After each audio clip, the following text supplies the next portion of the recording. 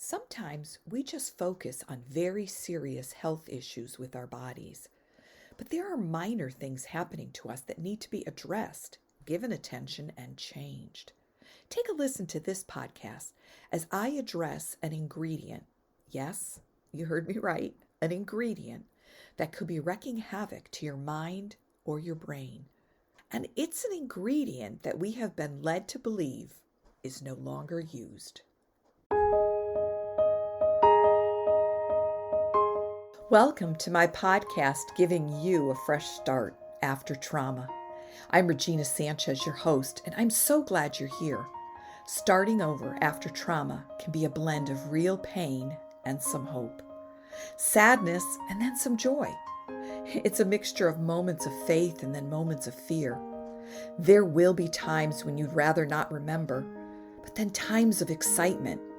You may fail along the way, but if you keep moving forward, your discouragement will turn to peace. Some days you may feel like giving up, and other days you're running in your race to victory. That, my friend, is a journey of having a fresh start after trauma. And if you are in any of these places and need some encouragement, you have stopped at the right place. Let's journey together to giving you a fresh start after trauma. Join me now to be revived, rejuvenated, and restored to a place of living free from your past emotional pain.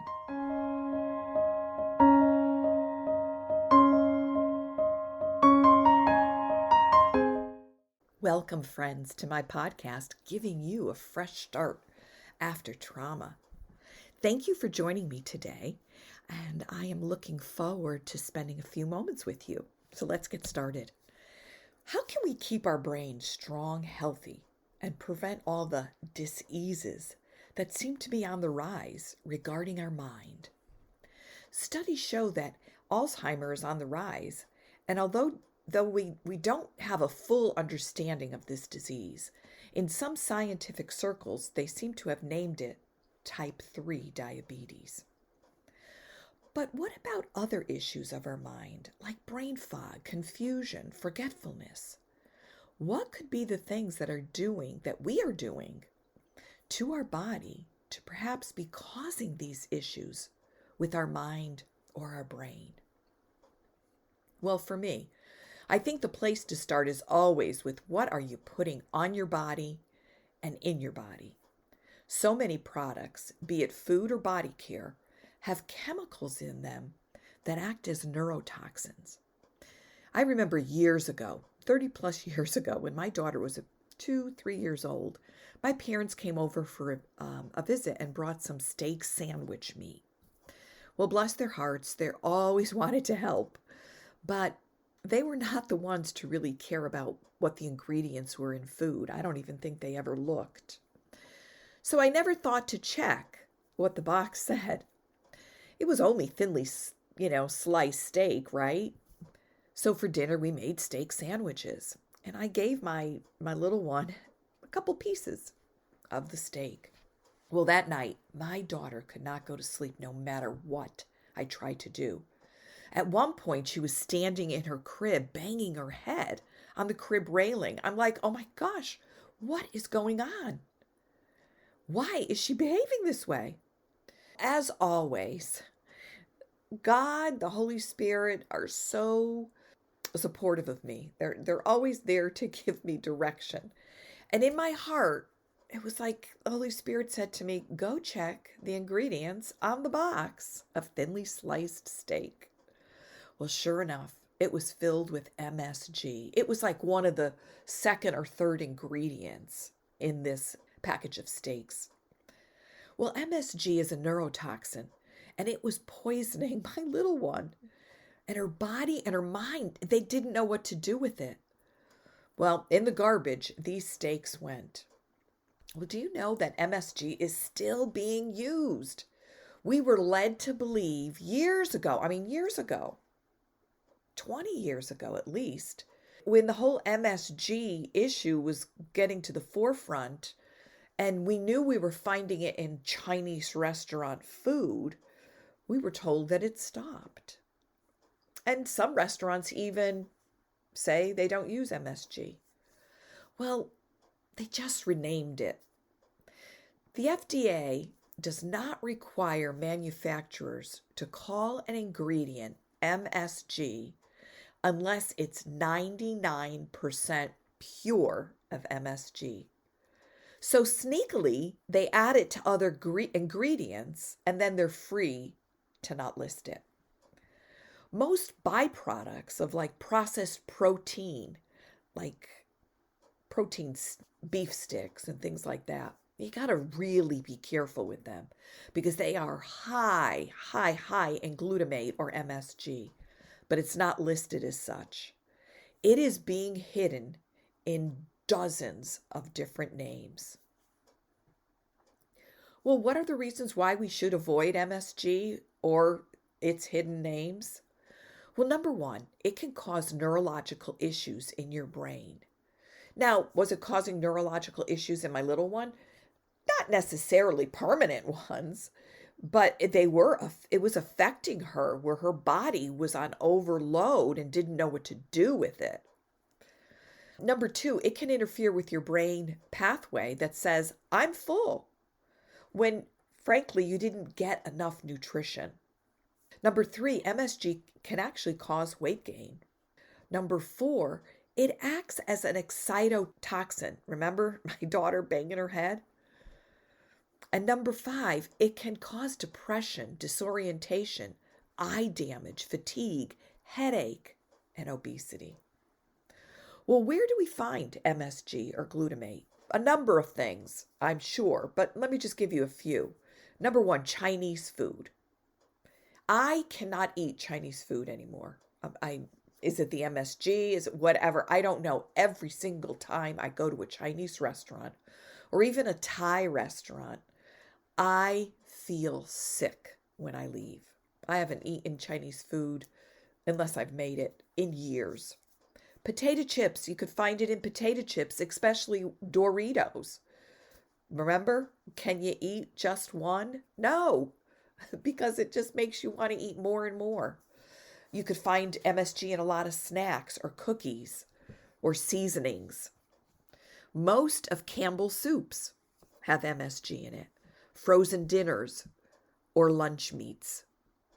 I'm going to list you a few or name to you a few of ingredients that have MSG or other toxic ingredients hidden in it. And it might be best to stay away from anything with these ingredients. And I know it can be hard to stay away from ingredients. It's hard to look at a list of ingredients and even know what they are on a box of food. But that's why I say make food from scratch. It's the safest way to eat. So what are some of those ingredients that contain MSG in it? Well, an ingredient called autolyzed proteins and yeast, or disodium inosinate, hydrolyzed proteins, monopotassium glutamate, natrium glutamate, natural flavors. That's a massive red flag. When you see something that says natural flavors, it's not natural. And the FDA lets them get away with it. Natural flavors, natural flavorings, natural meat flavor, non-milk powder, non-fat dry milk. Sad, isn't it?